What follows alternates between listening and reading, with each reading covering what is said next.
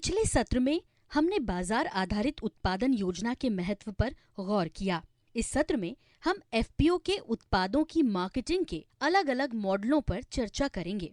विनोद जी, आपने अभी तक एफपीओ के किस तरह के मार्केटिंग के मॉडल देखे हैं? सरला जी, मैंने सरकारी और निजी संस्थानों द्वारा संचालित कृषि के मार्केटिंग मॉडल देखे हैं। इनमें अलग अलग माध्यम से मार्केटिंग होती है, जिनमें ऑफलाइन और ऑनलाइन दोनों तरीके अपनाए जाते हैं। जी, तो आइए हम इन्हें विस्तार से समझते हैं। विनोद जी, हमारे देश में कृषि उत्पादों की मार्केटिंग के अलग अलग मॉडल उभर कर आए हैं, जैसे कि APMC model, on door procurement model, peer group marketing model, न्यूनतम समर्थन मूल्य एमएसपी पर सरकारी खरीद model, e NAM model, commodity derivatives marketing model, e commerce model. जी, मैं इन मॉडलों के बारे में जानने के लिए बेहद उत्सुक हूँ। APMC model, agriculture produce market committee. APMC model उत्पादकों को मार्केट यार्ड मुहैया कराता है, जहां विक्रेता और खरीदार एक ही जगह पर इकट्ठा होते हैं। कीमत खुली नीलामी से तय होती है। इस मॉडल में मजबूरीवश बिक्री और बिचौलियों के शोषण से मुक्ति मिल जाती है।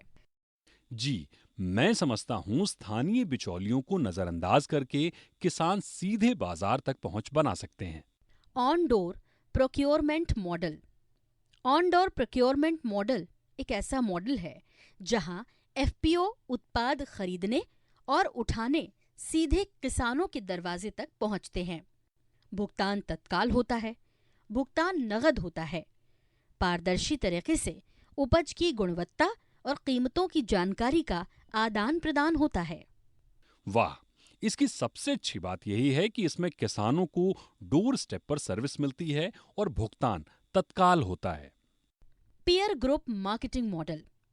इस मॉडल के तहत खरीद और व्यापार में दो या उससे अधिक एफपीओ के बीच आपसी सहयोग होता है।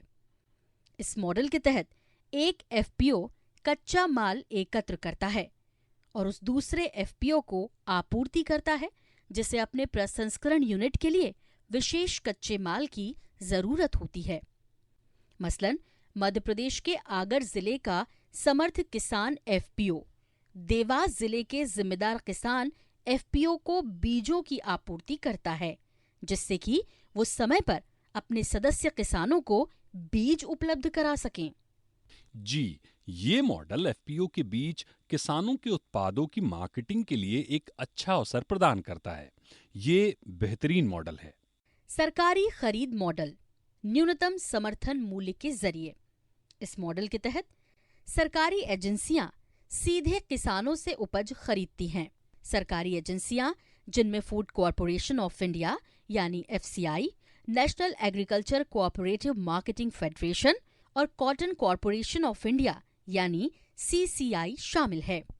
स्थानीय स्तर पर किसानों से उनकी उपज समर्थन मूल्य पर खरीदने के लिए सहकारी समिति, प्रोड्यूसर कंपनी और स्वयं सहायता समूह को जिम्मेदारी दी जाती है, ताकि वे स्थानीय स्तर पर खरीदी केंद्र स्थापित कर किसानों की उपज ले सकें। बहुत खूब सरला जी।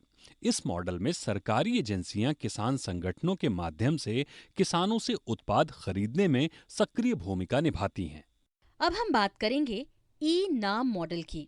राष्ट्रीय कृषि बाजार ई नाम एक Akhil Bharatiya electronic trading portal है, जो एपीएमसी मंडियों के उत्पादों के लिए एकीकृत राष्ट्रीय बाजार का नेटवर्क मुहैया कराता है। ई नाम पारदर्शी नीलामी प्रक्रिया के माध्यम से विक्रेता को बेहतर कीमत दिलाने में मददगार है। अलग अलग बाजारों के जुड़े होने से किसानों के उत्पादों के खरीदारों की संख्या बढ़ जाती है, जिससे अच्छी कीमत हासिल करने के लिए मोल भाव के अवसर बढ़ जाते हैं। उपज की गुणवत्ता के अनुरूप विक्रेता मिल जाते हैं। किसानों को तमाम एपीएमसी के बाजार भाव की बेहतर जानकारी हो जाती है।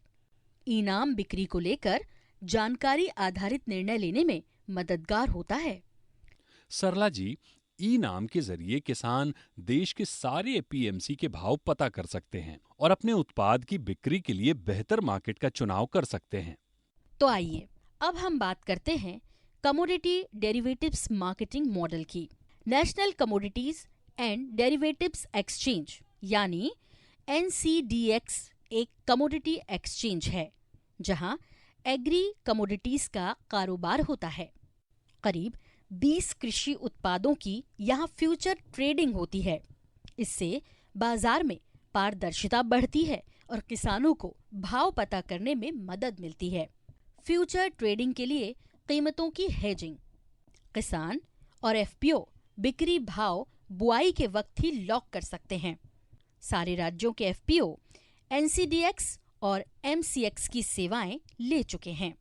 इनकी पूरी जानकारी www.ncdx.com और www.mcxindia.com पर उपलब्ध है।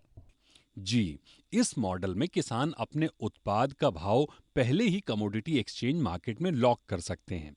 ये वाकई दिलचस्प है। अब बात ई कॉमर्स की करते हैं। इसमें ई कॉमर्स प्लेटफॉर्म का उपयोग करके वस्तुओं और सेवाओं की खरीद बिक्री की जाती है। ई कॉमर्स पोर्टल विक्रेता या उत्पादक के साथ खरीदार को जोड़ने में मदद करते हैं। इनमें एफपीओ भी शामिल हो सकते हैं। अमेजन एवं फ्लिपकार्ट एफपीओ के लिए खरीद बिक्री का अवसर प्रदान करते हैं। ई किसान मंडी भी ऐसे ही एक ऑनलाइन एग्री स्टोर के रूप में काम करती हैं। एफपीओ कंपनियां ई किसान मंडी की फ्रेंचाइजी बन सकते हैं। ई किसान मंडी के माध्यम से एफपीओ फल और सब्जियां, कृषि उपज या कोई भी कृषि मशीनरी को खरीद या बेच सकते हैं। ई किसान मंडी 2 वर्टिकल में काम करती है। उपभोक्ता से कारोबार, जहां सब्जियां ऑनलाइन उपभोक्ताओं को दी जाती हैं। कारोबार से कारोबार, बिजनेस टू बिजनेस, जहां किसान बिक्री के लिए कृषि उपज जमा कर सकते हैं। जी, ई कॉमर्स विक्रेता और खरीदार दोनों को ऑनलाइन जोड़ने में वाकई बहुत मददगार है। जी विनोद जी, क्या आप इस चर्चा से निकली सीखों को सार संक्षेप में बता सकते हैं? धन्यवाद सरला जी। अब मैं इसे संक्षेप में बताऊंगा। एपीएमसी मॉडल सरकार नियंत्रित बाजार है।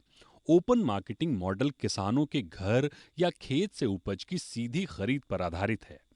पीयर ग्रुप मार्केटिंग मॉडल में 2 या 2 से अधिक एफपीओ के बीच कारोबार होता है।